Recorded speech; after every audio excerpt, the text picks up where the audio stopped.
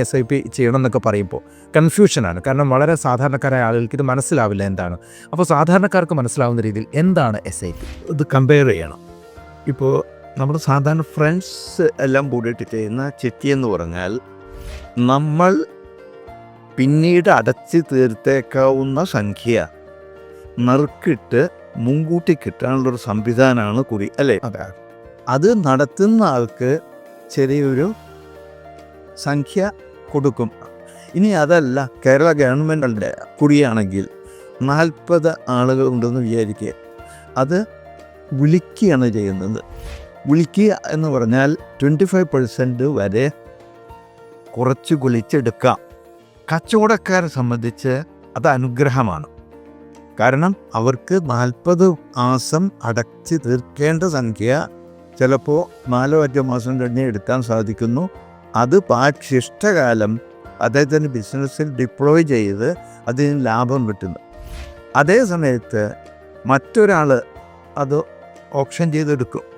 ചിലപ്പോൾ അദ്ദേഹം ഓപ്ഷൻ ചെയ്യുന്നത് RECയിൽ അമ്മയെ ക്യാൻസറിന് ചികിത്സിക്കാൻ വേണ്ടി അഡ്മിറ്റ് ചെയ്തപ്പോൾ അതിന് ഇത്ര വരും എന്ന് ഹോസ്പിറ്റലിൽ നിന്ന് പറഞ്ഞപ്പോൾ ആ ഭീമമായ സംഖ്യ ഇല്ലാത്തത് കൊണ്ട് അത് ഓപ്ഷൻ ചെയ്തെടുക്കണം.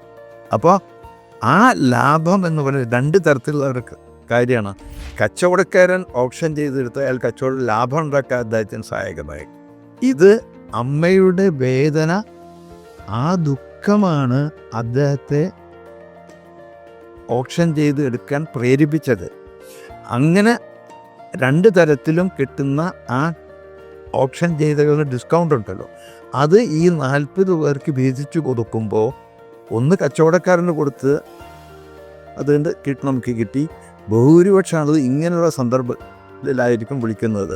അപ്പോൾ അങ്ങനെയുള്ളത് മറ്റുള്ളവർ ദുഃഖമാണ് നമ്മളെ വേദന. അപ്പോൾ ഇതാണ് കുറിയിൽ സംഭവിക്കുന്നത്. ഒരു 3 വർഷത്തെ ഒരു കുറിയാണെങ്കിൽ ആദ്യത്തെ നറുക്ക് ഇതിൻ്റെ ഉടമസ്ഥനാണ്, ഇത് നടത്തുന്ന ആൾക്ക്. രണ്ടാമത്തെ അനൂപിന് കിട്ടുകയാണെങ്കിൽ അനൂപിനെ സംബന്ധിച്ച് ആ പൈസ എടുത്തിട്ട് മ്യൂച്വൽ ഫണ്ടിൽ ഡെപ്പോസിറ്റ് ചെയ്യുകയാണെങ്കിൽ you are getting good return. 15% return കിട്ടുന്നു.